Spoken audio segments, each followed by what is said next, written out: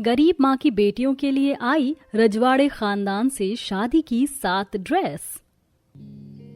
कैसे होगी तेरी शादी, मेरा तो यही सोच के जी घबरा जाता है। न जाने तुझे अपने घर जाता मैं कब देखूंगी। माँ, क्या ये मेरा घर नहीं है? मैं आपकी ही बेटी हूं ना, या मुझे कहीं कचरे से उठाकर लाई हो? अरे तेरे आने के लिए तो मैंने और तेरे पापा ने न जाने कितने भगवान पूजे थे, तब जाके हमें तेरे दर्शन हुए। अगर ऐसा ही है तो मुझे बार बार अपने घर जाने के लिए क्यों कहती हो और मुझे काम भी नहीं करने देती? तुम्हारे साथ मैं भी काम करूंगी तो घर में 2 पैसे और आएंगे ना। तो घर संभाल बेटा, जवान लड़की को ऐसे स्टेशन पर जाना ठीक नहीं है। जवान जवान लड़कों की बुरी नजर पड़ती है, न जाने तेरे साथ कब क्या कर बैठे। माँ, आप कुछ ज्यादा ही सोचती हो। तो अभी नहीं समझेगी बेटा। अच्छा सुन, जरा वो सामान लगा दे, ट्रेन का समय हो गया है। ला, स्टेशन जाना है। रहने दो ना माँ, वैसे भी तुम्हारी तबीयत ठीक नहीं लग रही। जाऊंगी नहीं तो घर में चूल्हा कैसे जलेगा, मुझे जाने दे। अनन्या के मना करने पर भी सुनीता नहीं रुकती। वो स्टेशन के लिए निकल जाती है, लेकिन रास्ते में चक्कर आने की वजह से वो गिर जाती है और सारा सामान बिखर जाता है। अरे सुनीता, संभालो अपने आप को। सब कहते हैं कि मत काम किया करो, लेकिन नहीं, रोज रोज डलिया उठा के चल देना है। सीमा सुनीता के सभी बिखरे सामान को समेटती है। धन्यवाद सीमा, सच में तूने बहुत मदद की। वो सब तो ठीक है, लेकिन तू अपनी तबीयत का ध्यान रख। तभी वहाँ मंजू आ जाती है। अरे इन गरीबों को क्या तबीयत से मतलब, 2 रोटी खाने को मिल जाए इसीलिए गांव के चक्कर लगाते, गरीब कहीं के। इतना कह के मंजू वहाँ से चली जाती है। सुनीता रोज की तरह स्टेशन निकल जाती है। सुनीता वापस शाम को घर आ जाती है। हाँ, बहुत दर्द हो रहा है। क्या हो गया माँ? कुछ नहीं, बस शरीर में दर्द है। खाना बना लिया है? हाँ माँ, खाना तैयार है, मैं तो आपका ही इंतजार कर रही थी। तो चल जल्दी से लगा दे, मुझे सोना है। कल जल्दी उठ के तैयारी करनी है। कल रजवाड़ियों की ट्रेन आएगी, कमाई का मौका है कल। ऐसा करूंगी, कल समोसे बनाऊंगी और वही बेचूंगी। ठीक है माँ, आपकी बनवाने में मदद कर दूंगी। अगले दिन सुनीता को देर हो जाती है। राजवाड़ियों की ट्रेन का समय हो जाता है। सुनीता भाग के ट्रेन की तरफ जाती है। सुनीता को भागता हुआ देख के अनन्या भी पीछे से जाती है, क्योंकि उसे पता था कि उसकी माँ की तबीयत सही नहीं है। तो उसे अंदेशा था कि माँ कहीं बेहोश न हो जाए रास्ते में। सुनीता रास्ते में तो बेहोश नहीं हुई, लेकिन ट्रेन में पहुंचते ही जब एक राजवाड़ी परिवार ने उसे खरीदने के लिए रोका, वैसे ही वहां पर वो बेहोश हो गई। और राजवाड़ी लोग खानदानी अमीर तो थे ही, दिल के भी अच्छे थे। तभी तो उन्होंने सुनीता को अपने सीट पर बिठाया और पानी के छींटे मारकर उसे होश में लाई। तुम ठीक तो हो? तब तक सुनीता की बेटी आ जाती है। अनन्या को देखकर राजेश्वरी की आंखें उसे एकटक निहारने लगती हैं और राजेश्वरी का बेटा भी उसे देखता रह जाता है। बेटा, ये माँ है तुम्हारी? हाँ, इनकी तबीयत ठीक नहीं है, लगता है इसीलिए बेहोश हो गई। तब तक सुनीता होश में आ जाती है। देखो, तुम्हारी बेटी है। तू यहाँ क्यों आई है? पहले तुम बताओ कि तुम यहाँ क्यों आई? जब तुम्हारी तबीयत खराब है तो? आओ ना तो क्या करूं, घर बैठ जाऊं? घर बैठ गई तो ब्याह कैसे होगा हमारी छोरी का? उम्र हो गई है, इसके बाबू तो कई साल पहले गुजर गए थे। तब से एक ही डर लगा रहता है कि कहीं हमारी छोरी के साथ कोई कुछ गलत ना कर दे, इसीलिए स्टेशन पर आने ना देती। अच्छा, ऐसी बात है। हम तुम्हारे घर 4 से 5 दिनों बाद आएंगे। तुम्हारा घर वही वाला है ना जो खिड़की से दिख रहा है? जी। ये लो, कुछ पैसे रखो और घर जाके आराम करो। बहुत मेहरबानी मैडम आपकी। मेहरबानी नहीं है, हम तुम्हारी बहुत कीमती चीज लेने आएंगे, उसके सामने तो ये कुछ भी नहीं है। राजेश्वरी और उसका बेटा ट्रेन में आपस में बात करते हैं। माँ, आप क्या कह रही थी उनसे? कुछ नहीं, बस मुझे अनन्या बहुत पसंद आ गई है। सोच रही हूँ उसे अपनी बहू बनाने को। तू बता, तुझे कैसी लगी? माँ, मुझे भी। मैं तो बस उसे ही देखे जा रहा था। पता है, देखा था मैंने। इधर से लौटते वक्त ही हम उतर जाएंगे। तू ड्राइवर से गाड़ी मंगा लेना, यहाँ से रजवाड़ी ज्यादा दूर नहीं है। ठीक है माँ। अगले 3-4 दिन बाद ही राजेश्वरी और वीरेंद्र सुनीता के घर आते हैं। अरे आप लोग, मुझे तो लगा आप आएंगे ही नहीं। हम रजवाड़ी लोग हैं, वैसे तो अमीर होते हैं लेकिन दिल के भी बहुत अमीर होते हैं। और आज यहाँ हम तुमसे तुम्हारी कीमती चीज लेने आए हैं। मैं समझी नहीं। हम आपसे आपकी बेटी का हाथ अपने बेटे के लिए चाहते हैं। क्या? मुझे तो भरोसा ही नहीं हो रहा, इतने बड़े खानदान से मेरी बेटी के लिए रिश्ता आया है। सुनीता चिल्ला चिल्ला के सबको बताने लगती है। सामने मंजू ये सब देख रही थी। मैं इतने सालों से अपनी बेटी के लिए रिश्ता ढूंढ रही, उसे तो नहीं मिला ऐसा रिश्ता, तो इस मनहूस को कैसे इतने बड़े घर का रिश्ता मिल गया? तो ठीक है, हम शादी की तैयारियां शुरू करते हैं। और हाँ सुनीता, हमारे घर रिवाज है कि सारी रस्मों के जोड़े ससुराल वाले ही भेजते हैं, और तुम खर्चों की टेंशन भी मत लेना, हम सब कुछ देख लेंगे। मुझे तो विश्वास ही नहीं हो रहा, ऐसा लग रहा है कि मैं सपना देख रही हूँ। ठीक है राजेश्वरी जी, हम शादियों की तैयारी शुरू करते हैं। राजेश्वरी और वीरेंद्र चले जाते हैं। राजेश्वरी अनन्या की रस्मों की ड्रेस की तैयारियां करती है। कैसी हल्दी की ड्रेस बनवाऊं? 2 दिन बाद हल्दी है, कुछ समझ नहीं आ रहा। अरे तुम लोग भी बता सकते हो। हमें तो कुछ सूझ ही नहीं रहा रानी सा। हमें भी रानी सा। हल्दी में पीले रंग का पोशाक चाहिए, क्यों ना सोने की ड्रेस बनवाएं। हाँ, हम हल्दी के लिए सोने की ड्रेस बनवाएंगे। गुलाबो, फुलवासी, तुम लोग अभी सोनार और डिजाइनर को यहाँ बुलाओ। सोनार और डिजाइनर आते हैं। रानी सा, आपने आज मुझे याद किया? आपको तो पता ही है कि हम रजवाड़ी खानदानी लोग हैं, हमारे पास पैसों की कोई कमी नहीं है, इसीलिए हम चाहते हैं कि हमारी होने वाली बहू की हल्दी ड्रेस सोने से बनी हो। आप दोनों ऐसी ड्रेस बनाइए जिसे लोग देखते रह जाएं, लोगों की आंखें फटी रह जाएं। बन जाएगी रानी सा, आप बस हुक्म करो। सोनार और डिजाइनर मिलकर हल्दी की ड्रेस बनाने लगते हैं। जब ड्रेस अनन्या के घर पहुंची तो सब उस ड्रेस की सुंदरता देख के हैरान हो जाते हैं। अरे बाप रे, कितनी सुंदर ड्रेस है। अनन्या, तुम ये ड्रेस पहनोगी? मेरी हल्दी है तो मैं ही पहनूंगी, पड़ोसी थोड़ी पहनेंगे। सच में ये ड्रेस तो बहुत सुंदर है, बहुत महंगी भी लगती है। हल्दी के लिए अनन्या तैयार हो जाती है। जैसे ही वो बाहर आती है सब देखते रह जाते हैं। देखो माँ, इस गरीब अनन्या के पास कितनी सुंदर हल्दी की ड्रेस है, आप मेरे लिए ऐसा रिश्ता क्यों नहीं ढूंढती हो? अरे चुप कर, ये गरीब सिर्फ दिखने में है, अंदर से तो बहुत चालाक हैं, तभी तो इतने अमीर लोगों को अपने जाल में फंसा लिया। अरे अनन्या, आओ आओ आओ, तुम्हारी ड्रेस बहुत सुंदर है, भगवान करे तुम्हें किसी की नजर ना लगे। सच में बहुत सुंदर ड्रेस है, हो भी क्यों ना, सोने से जो बनी है। सभी मेहमान अनन्या को हल्दी लगाकर उसे आशीर्वाद देते हैं और इस तरह से हल्दी संपन्न होती है। लेकिन अब रानी सा को मेहंदी की ड्रेस की चिंता थी। गुलाबो, फुलवासी, कहाँ हो तुम सब? जी रानी सा, जी रानी सा। तुम लोगों को पता है ना कि कल ही मेहंदी का फंक्शन है, उसके बाद वरमाला और फेरे की। तुम लोगों ने पता किया कब तक आएंगी ड्रेसेस? रानी सा, मेहंदी की ड्रेस का पता किया था, डिजाइनर ने कहा है कि शरारे में फूलों की कढ़ाई करनी है, दुपट्टा फूल से ही बनाना है, थोड़ा वक्त लगेगा, लेकिन मेहंदी से पहले वो दुल्हन के घर भिजवा देंगे, ऐसा कहा था उन्होंने। अच्छा ठीक है, लेकिन वरमाला और फेरे की ड्रेस का क्या हुआ? रानी सा, वरमाला की ड्रेस का पता किया था हमने, उन्होंने वही कहा कि वरमाला के लिए जो लहंगा और फेरे के लिए जो सिल्क की साड़ी का ऑर्डर है उसकी कढ़ाई बहुत बारीक है, जिसमें थोड़ा समय लगेगा, लेकिन रस्म से पहले दुल्हन को ड्रेस मिल जाएगी। कितनी बार कहा था उनसे कि जल्दी करें। खैर, कपड़ों की कढ़ाई एकदम बेस्ट होनी चाहिए, उसमें हम कोई भी कमी नहीं करेंगे। हमारी बहू की ड्रेस सबसे परफेक्ट और सुंदर होनी चाहिए, जिससे हमारी बहू की सुंदरता में 4 चांद लग जाएं। गुलाबो, फुलवासी, सभी गहने जो वरमाला और फेरे के लिए निकलवाए थे वो सब पहुंचा दिए ना? हाँ रानी सा, वो दुल्हन के पास पहुंचते ही होंगे। सुनीता के दरवाजे पर 2 आदमी आते हैं जो बड़े से थाल में खूब सारे गहने लिए होते हैं।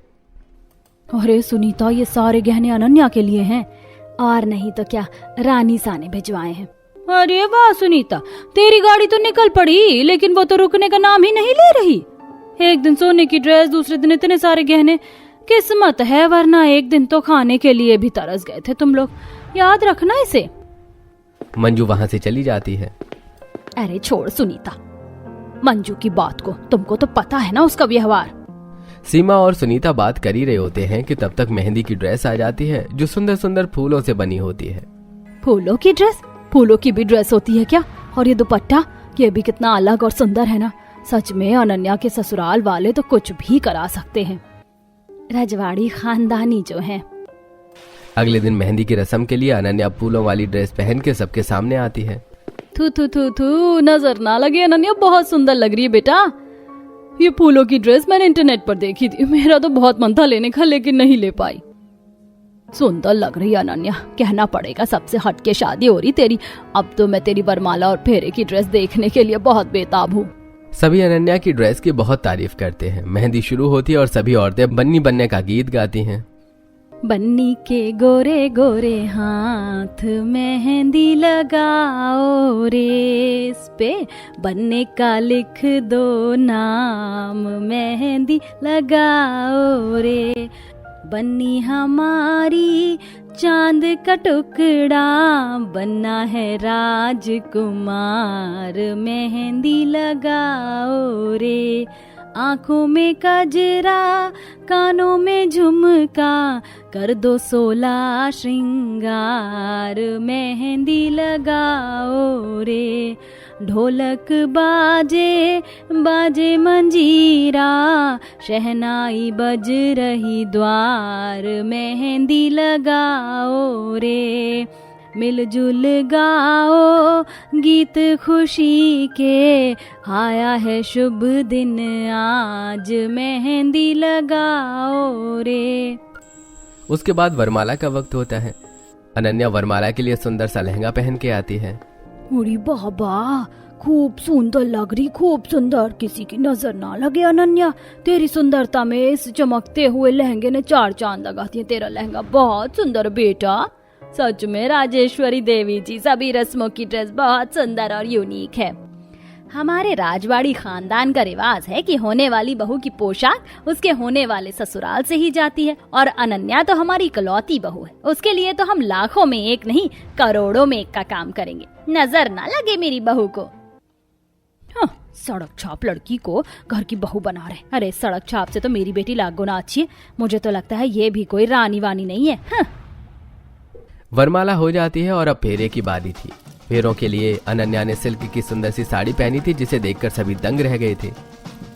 बाप रे बाप, कितनी सुंदर साड़ी है ये। अगर ये साड़ी मेरी बेटी पहनती तो कितनी सुंदर लगती। अरे वाह अनन्या, तू तो इस साड़ी में स्वर्ग से उतरी हुई अप्सरा लग रही है। देख, सारी औरतें तुझे देखकर दंग रह गई। मानना पड़ेगा, तू चीज ही ऐसी है। सभी औरतें बस अनन्या की साड़ी की बारीकियों के बारे में ही बात कर रही थी। फेरे संपन्न होते हैं और अनन्या की विदाई हो जाती है। हाँ बहू, इस महल में तुम्हारा स्वागत है। मुझे बरसों बीत गए इस रजवाड़ी को संभालते संभालते। अब मैं चाहती हूँ कि ये बागडोर तुम संभालो, इस रजवाड़ी की रानी बनो, और मुझे उम्मीद है कि तुम ये कर लोगी। हमारे पहनावे, हमारा रहन सहन बाहर की दुनिया से बहुत अलग है बेटा। हम भारी और डिजाइनर पोशाक और गहने पहनते हैं और खाने में रजवाड़ी भोज करते हैं। कुछ वक्त लगेगा, लेकिन तुम भी सीख जाओगी। अब ये कलश गिरा के महल के अंदर प्रवेश करो। अनन्या महल के अंदर प्रवेश करती है। सच में ये रजवाड़ी महल तो बहुत सुंदर है।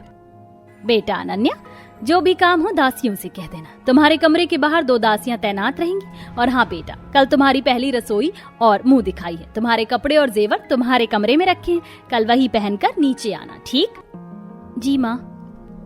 अगले दिन पहली रसोई के लिए अनन्या गुच्ची की गाउन पहनकर नीचे आती है, जहाँ सारी औरतें उसे देखने के लिए बेताब थी। राजेश्वरी, मैंने तो सिर्फ सुना था, लेकिन सच में तेरी बहू लाखों में नहीं करोड़ों में एक है। बहुत सुंदर है तेरी बहू।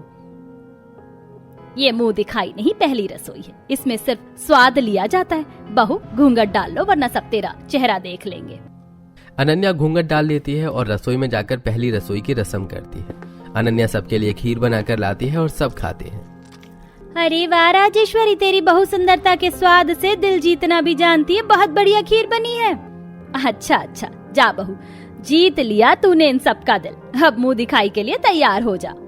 अनन्या जाती है और मुंह दिखाई के लिए दूसरी ड्रेस पहन कर आती है, जो मनीष मल्होत्रा से बनवाई गई थी। क्या राजेश्वरी, इतनी से देर के लिए तूने बहू से ड्रेस बदलवा दी? लेकिन कहना पड़ेगा ये शरारा कितना सुंदर लग रहा है। मनीष मल्होत्रा से बनवाया भी तो है। मनीष मल्होत्रा को तो जानती ही होगी ना? हाँ हाँ, उन्हें कौन नहीं जानता। वैसे तब तो बहुत महंगा भी होगा, नहीं? होगा कुछ 20-25 लाख का। मेरी बहू के लिए मैं पैसे नहीं देखती, जो अच्छा लग जाता है बस वही ले लेती हूँ। रजवाड़ी खानदान की इकलौती बहू, इतना ठाठ बाट तो बनता ही था। हाँ हाँ, रानी सा की इकलौती बहू जो है। सारे मेहमान चले जाते हैं। आजा बहू, तेरी नजर उतार दूं। सबने बहुत नजर लगाई होगी तुझ पर। राजेश्वरी अनन्या की नजर उतारती है। अच्छा सुन बहू, कल तेरा रिसेप्शन है, कल तुझे बहुत अच्छे से तैयार होना है। कल रिसेप्शन में बड़े बड़े लोग आएंगे तो किसी चीज की कमी ना हो। और हाँ, जेवर और कपड़े तेरे कमरे में पहुंच जाएंगे, ठीक? कल कौन कौन आएगा माँ जी? कल रजवाड़ी खानदान के लोग, मंत्री, उपमंत्री सब आएंगे। और हाँ, तेरे मायके से तेरी माँ और तेरे पड़ोसियों को भी बुलाया है। किसी की कमी महसूस नहीं होने दूंगी कल तुझे। सब तेरे आसपास रहेंगे। अरे वाह, थैंक यू माँ। अनन्या अपने कमरे में जाती है। अगला दिन रिसेप्शन होता है। सब लोग आ चुके होते हैं और अनन्या का वेट कर रहे होते हैं। अनन्या धीरे धीरे अपना गाउन पकड़ के सीढ़ियों से नीचे आती है और सबकी नजर उस पर टिक जाती है। ये तो बहुत सुंदर ड्रेस है, क्या किस्मत है। छोटे से झोपड़ी से सीधा महल, और अब सिर्फ सोने चांदी हीरे जवाहरात में ही खेल रही है। सही है। राजेश्वरी जी, अनन्या तो सुंदर थी, लेकिन आपकी बहू बनकर वो चांद से भी सुंदर लग रही है। अनन्या तू बहुत सुंदर लग रही है। लगता है बहुत महंगा गाउन होगा। सिर्फ 5 करोड़ का है, डायमंड का है, लंदन से मंगवाया है। ये सुन के सभी औरतों को चक्कर आने लगता है। सभी औरतें हैरान रह जाती हैं। रिसेप्शन के दिन जो भी आता अनन्या की खूब तारीफ करता। सब में से बस एक अंजू ही थी जो सुनीता और अनन्या से जलती थी। रिसेप्शन खत्म हो जाता है और अनन्या अपने कमरे में आती है और उसकी आंखों से खुशी का एक आंसू गिरता है। मैं कितनी खुशकिस्मत हूँ जो इस घर की राजवाड़ी खानदान की बहू बन के इस महल में आई हूँ। आज मेरे पास दौलत, शोहरत, सब कुछ है। सब मेरी वाहवाही कर रहे हैं, मेरी तारीफ कर रहे हैं। काश आज बाबा भी यहाँ होते तो मुझे देख के कितना खुश होते। मुझे उनकी बहुत याद आ रही है। जीते जी उन्होंने बहुत दुख देखा है, हमने कितने दुख देखे हैं। माँ की तबीयत खराब होने के बाद भी मैंने माँ को स्टेशन पर पानी बेचते हुए देखा है। मेरे साथ कुछ गलत ना हो जाए उसका डर देखा है। अनन्या ये सब सोच ही रही होती है कि तभी अनन्या की माँ सुनीता वहां आ जाती है। सुनीता अनन्या को रोते हुए देखकर आकर के पूछती है, अनन्या तू क्यों रो रही है बेटा? क्या हुआ तुझे? किसी ने कुछ कहा मेरी बच्ची को? नहीं माँ, ये तो खुशी के आंसू हैं। देखो ना, मेरे चारों तरफ खुशियां ही खुशियां हैं। मैं दुखी क्यों होंगी? माँ, तुम्हें याद है वो वक्त जब हम अपने घर के पुराने कपड़े पहन के ही त्योहार बना लिया करते थे? तब सब लोग हमारा कितना मजाक उड़ाते थे, कहते थे कि वो देखो गरीब को पुराने कपड़े पहने हैं। हाँ बेटा, लेकिन तू ये सब क्यों कह रही है आज? क्योंकि माँ आज हमारे पास ये सब है। मेरी शादी की हर रस्म के लिए नई नई ड्रेस है, और वो भी लाखों करोड़ों की। आज हमारे पास सब कुछ है माँ। हाँ बेटा, ये सब किस्मत का खेल है। तेरी किस्मत से हमारी किस्मत चमक गई। देखना, तेरी वजह से ही आज हमें ये सब मिल पाया। सच में तेरे बाबा सही कहते थे कि तू लक्ष्मी है, लक्ष्मी। अब हमें कोई कुछ नहीं कहेगा माँ, कोई हमारी बेइज्जती नहीं करेगा, कोई भी नहीं। इतने में ही राजेश्वरी वहां आ जाती है। हाँ बेटा, अब कोई तुम्हें कुछ नहीं कह सकता, क्योंकि तुम अब इस रजवाड़ी खानदान की बहू ही नहीं बल्कि मालकिन भी हो। ये रजवाड़ी महल जितना हमारा है उतना ही तुम्हारा है। माँ, ये सब आपकी वजह से हो पाया है। आप उस दिन मुझे ट्रेन में ना देखती तो ये सब कभी मुमकिन नहीं था। हाँ बेटा, क्योंकि वो तेरी किस्मत थी। भगवान भी चाहते थे कि तेरी किस्मत बदले। बहुत टाइम से वो तुम्हें और तुम्हारी माँ को मेहनत करते हुए देख रहे थे, तो उसके फलस्वरूप उन्होंने तुम्हें यहाँ भेज दिया। और देखो ना, मैं भी तो बहू ही ढूंढ रही थी, लेकिन मुझे नहीं पता था कि मुझे इतनी प्यारी बहू मिल जाएगी। ये तो आपका बड़प्पन है राजेश्वरी जी, वरना इस कलयुग में इतना अच्छा कोई नहीं होता। बस करिए सुनीता जी, और कितनी तारीफ करेंगी। भूख लग रही है, भोजन लग गया है। चलिए ना, चल के भोजन करते हैं। हाँ हाँ जरूर, भोजन तो करेंगे। चल अनन्या, तू भी खा ले चल के। हाँ माँ। अब सभी लोग खुश होकर खाना खाते हैं और सुनीता को किसी बात की भी फिक्र नहीं थी, क्योंकि अब उसकी बेटी की शादी एक रजवाड़ी खानदान में हो गई और अब सुनीता और अनन्या खुशी खुशी अपनी जिंदगी बिताते हैं।